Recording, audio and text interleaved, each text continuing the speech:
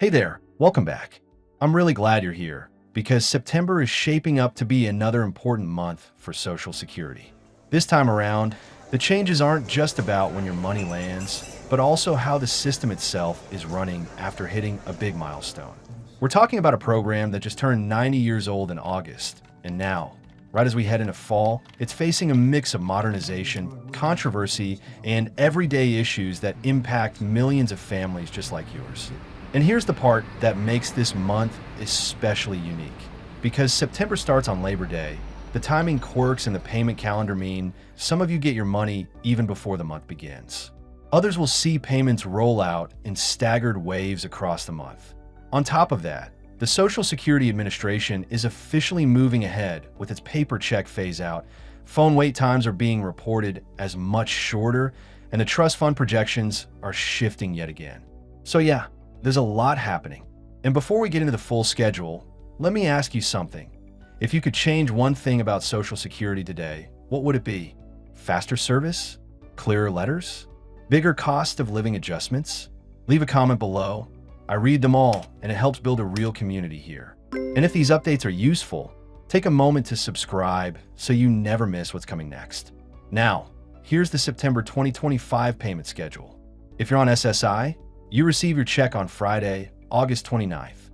That's because September 1st is Labor Day, a federal holiday, and the SSA doesn't process payments on weekends or holidays.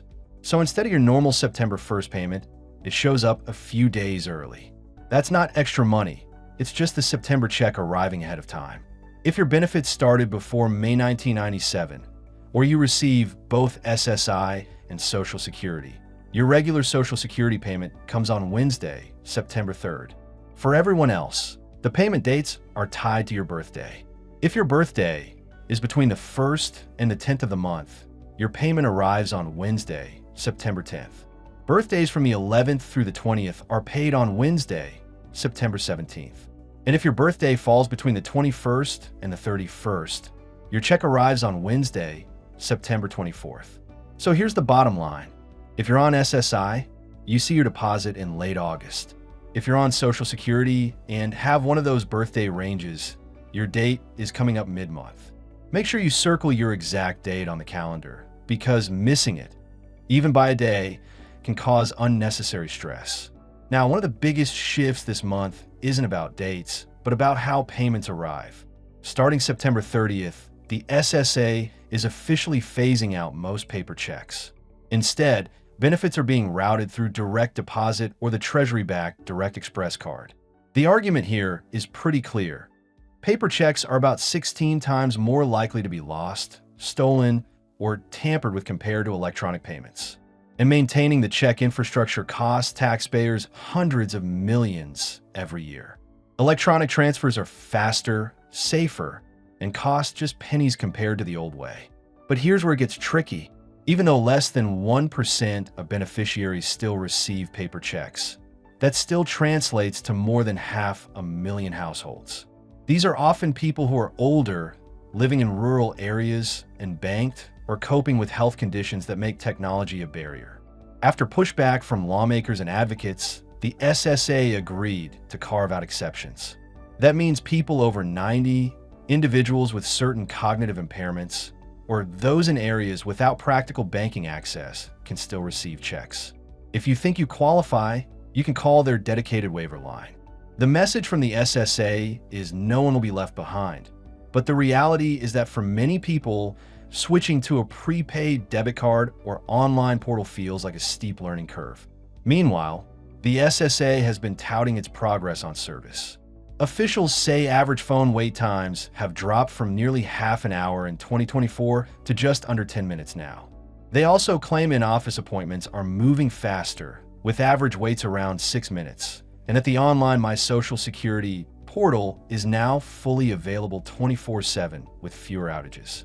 Nearly 90% of calls are now being handled through automated systems or callbacks. That sounds good on paper, but some advocacy groups argue the numbers may be overly rosy. For example, if you request a callback and wait an hour, much of that time doesn't show up in the official statistics. And if you're stuck in the automated system without speaking to a person, your case might be marked resolved even if nothing was actually fixed.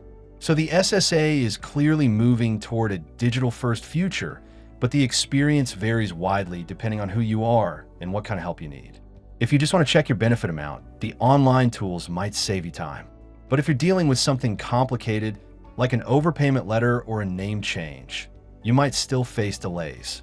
Speaking of overpayments, this is one of the most stressful issues hitting people right now. As of this year, the SSA can withhold up to 50% of your monthly benefit to recover overpayments. That's a step back from the rare but brutal cases where they used to withhold 100%, but it's still a huge financial hit. And the scary part is that many of these overpayments aren't your fault. They can come from agency errors, outdated records, or even a misunderstanding about income reporting. I've already heard from people who received letters demanding tens of thousands of dollars back, money they simply don't have. So here's the advice. Don't ignore these letters. You have the right to appeal, request a waiver, or set up a payment plan. And if you can show hardship, the SSA may reduce how much they take from each check. But the clock starts ticking the moment you get that notice, so act quickly. Also financially, there's more pressure ahead. The 2025 Trustees Report now projects the combined trust funds will run out in 2034, 1 year sooner than previously expected. That doesn't mean Social Security is going bankrupt. What it does mean is that without action from Congress, the program will only be able to pay about 81% of scheduled benefits from incoming payroll taxes. In other words, automatic cuts of around 19% would kick in. Some politicians say the solution is raising taxes, others say raising the retirement age, and others argue for a mix of changes. But one thing is clear, without a long-term fix, everyone will feel the impact. There are also a few bright spots this year. The repeal of the windfall elimination provision and the government pension offset is fully in place. That means public sector retirees, teachers, firefighters, police officers are finally receiving their full benefits without penalties. More than 3 million people have been affected by this change, and over $17 billion has already gone out in retroactive payments. For many families, that's been life-changing. On top of that, the One Big Beautiful Bill included a new $6,000 tax deduction for eligible seniors, running through 2029. That could mean a lower tax bill for many retirees, though it's not automatic. You'll need to claim it when you file. And for those planning retirement, the benefit structure is still worth considering. The average retirement benefit is now just over $2,002, with SSI averaging about $718. But if you retire early at 62, the maximum you'll see is about $2,831 per month. Wait until full retirement at 67, and that goes up to about $4,018. Delay until 70, and you could see as much as $5,108 a month. Next, looking ahead, a cost of living adjustment for 2026 is projected at about 2.7%. For the average retiree, that would mean about $55 more per month. But keep in mind, Medicare Part B premiums are likely to rise too, which means much of that increase could be eaten up by healthcare costs. So, with all of that in mind, here's your September checklist. Mark your exact payment date on the calendar, especially if you're juggling bills around your deposit. If you're still getting paper checks, switch to direct deposit or direct express before the September 30th deadline, unless you qualify for an exception. If you receive an overpayment letter, respond quickly to protect your income. And use the online tools whenever possible, but don't rely on them entirely. Know that you may still need to push for help if your case is complicated. And if you've had any surprises with your payments, whether it's a letter you didn't expect, a delay, or a new experience with the online system, share it in the comments. Your story could really help someone else out there. If this helped you, give it a like so more people can find it. And if you haven't yet, subscribe. I'll walk you through more updates as soon as they're out. Thanks so much for spending some time with me today. Take care, stay informed, and I'll see you soon.